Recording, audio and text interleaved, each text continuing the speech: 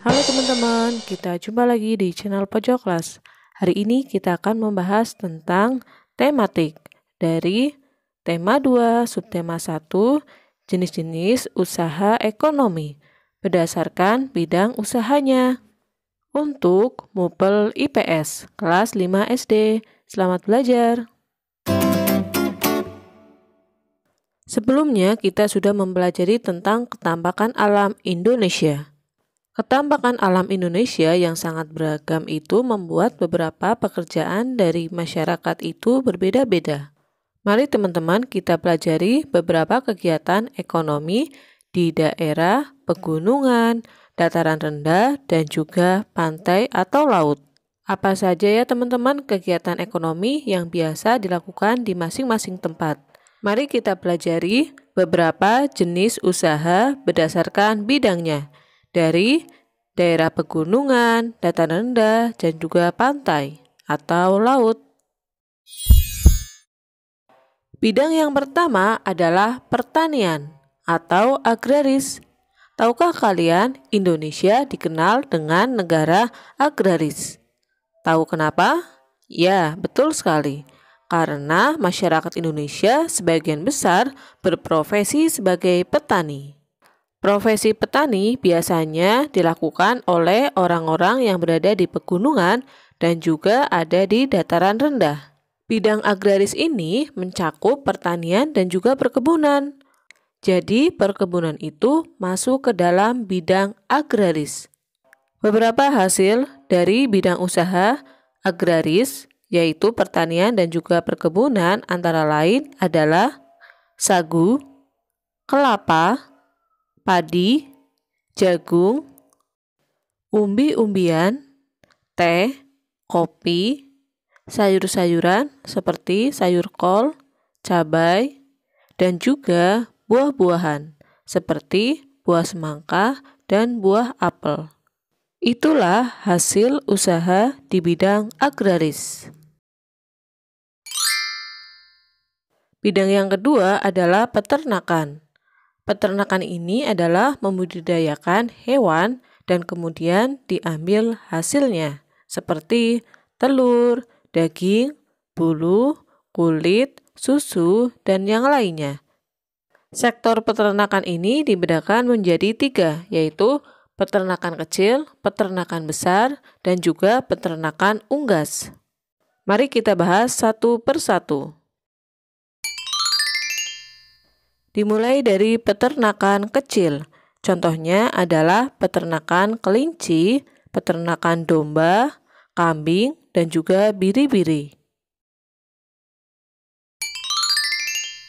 Yang kedua adalah peternakan besar. Contohnya peternakan kuda, peternakan kerbau, dan juga peternakan sapi. Yang ketiga adalah peternakan unggas. Contohnya peternakan itik, ayam, burung, dan juga puyuh. Bidang usaha yang ketiga adalah bidang usaha perikanan. Secara umum, usaha perikanan dibedakan menjadi 2, yaitu perikanan darat dan perikanan air laut. Mari kita bahas satu persatu. Perikanan darat adalah usaha melihara dan menangkap ikan di perairan darat.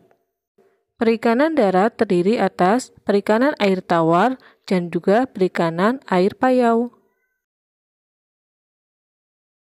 Perikanan air tawar dilakukan di sungai, danau, rawa, waduk atau bendungan, empang, sawah, dan kolam.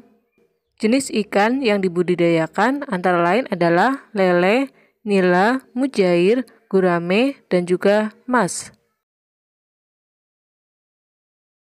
Perikanan air payau itu biasa dilakukan di tambak di pinggir pantai. Jenis ikan yang dibudidayakan adalah bandeng. Perikanan air laut, usaha menangkap ikan di pantai atau laut. Di Indonesia, usaha penangkapan ikan di laut dilakukan oleh nelayan, tradisional maupun modern. Saat musim ikan, nelayan akan memperoleh banyak hasil tangkapan. juga menghasilkan udang, kerang, rumput laut, mutiara, dan juga garam. Selain untuk keperluan sehari-hari, tangkapannya juga ada yang diekspor loh. Bidang usaha yang keempat adalah pertambangan. Dilihat dari kondisi geologisnya, wilayah Indonesia mengandung banyak barang tambang. Potensi barang tambang yang melimpah hendaknya dimanfaatkan bagi kemakmuran masyarakat. Barang tambang dibedakan menjadi 3, yaitu barang tambang mineral logam dan juga barang tambang mineral non-logam, serta barang tambang sumber energi. Jadi ada 3 macam. Contoh-contoh dari barang tambang mineral logam yaitu emas, perak, tembaga, timah, bauksit, dan juga nikel. Itulah barang tambang mineral logam. Contoh dari barang tambang mineral non-logam adalah belerang, gipsum, marmer, dan juga batu gamping. Contoh barang tambang sumber energi adalah minyak bumi, batu bara, dan juga gas alam. Barang tambang di Indonesia termasuk sumber daya yang vital atau penting. Pemanfaatannya ditujukan untuk kemakmuran masyarakat Indonesia. Jika dieksploitasi terus-menerus, ketersediaannya akan cepat habis. Oleh karena itu, pemanfaatan barang tambang dilakukan dengan bijak dan memperhatikan kelestariannya. Contoh perusahaan yang mengeksploitasi barang tambang di Indonesia adalah PT Pertamina, PT Aneka Tambang, PT Freeport Indonesia, dan juga PT Chevron Pacific Indonesia. Bidang usaha yang kelima adalah kehutanan. Hutan di Indonesia berperan penting sebagai paru-paru dunia, atau yang menghasilkan oksigen paling banyak untuk kita dapat bernafas. Selain sebagai pemasok oksigen untuk kita bernafas, hutan juga berfungsi untuk berkembangnya berbagai fauna dan juga flora. Selain itu, juga dapat menjadi daerah resapan air hujan. Hasil hutan di Indonesia antara lain adalah kayu jati, meranti, ulin damar, dan juga rotan. Namun masih banyak yang lainnya. Tadinya hutan di Indonesia sangat banyak, seperti hamparan karpet hijau jika dilihat dari udara. Sayangnya sekarang sudah tidak lagi, hutan semakin sempit. Karena fungsi hutan sekarang sudah berpindah menjadi pemukiman dan juga perkebunan. Akibat menyempitnya kawasan hutan di Indonesia, menyebabkan banyak bencana. Contohnya adalah banjir bandang atau tanah longsor. Untuk meminimalisir terjadinya bencana, kawasan hutan perlu dihijaukan kembali. Pembalakan liar harus dicegah agar hutan tidak semakin rusak. Bidang usaha yang keenam adalah perdagangan. Perdagangan adalah kegiatan membeli barang dagangan dan menjualnya kembali kepada konsumen. Perdagangan muncul ketika kemampuan manusia atau suatu negara menyediakan barang kebutuhan yang bersifat terbatas. Akhirnya, terjadi saling ketergantungan dalam memenuhi kebutuhan hidup. Melalui kegiatan perdagangan, kebutuhan kita jadi terpenuhi dan juga penjual akan memperoleh keuntungan dari selisih harga jual dan juga harga beli. Kegiatan perdagangan tidak hanya dilakukan antar suatu daerah, namun provinsi sampai ke internasional atau antar negara. Perdagangan antar negara juga kita sebut dengan ekspor dan juga import.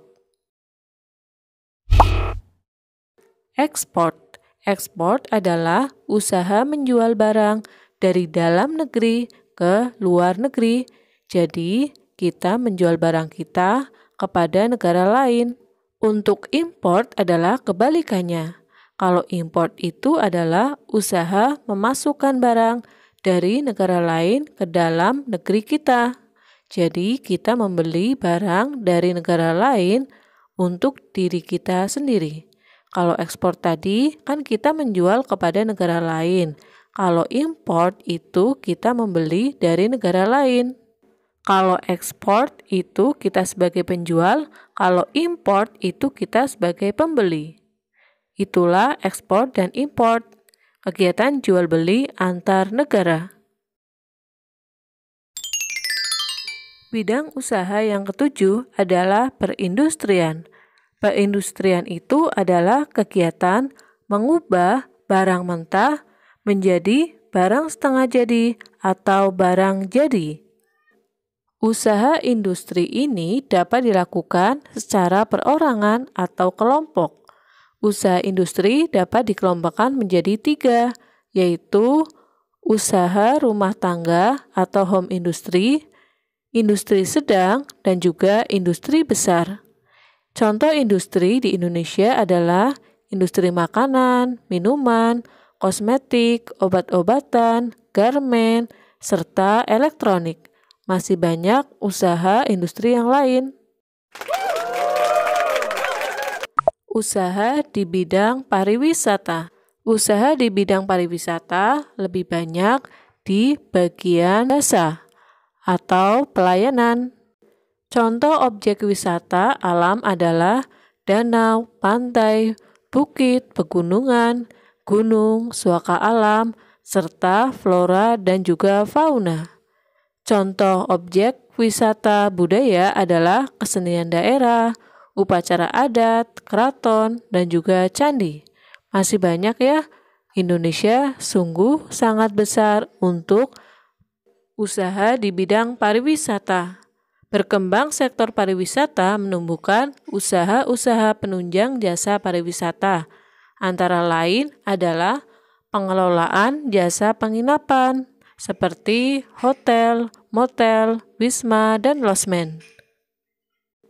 Usaha jasa pemandu wisata atau tour guide, penyedia jasa pariwisata transportasi atau tour and travel, serta usaha penjualan barang cendera mata atau souvenir.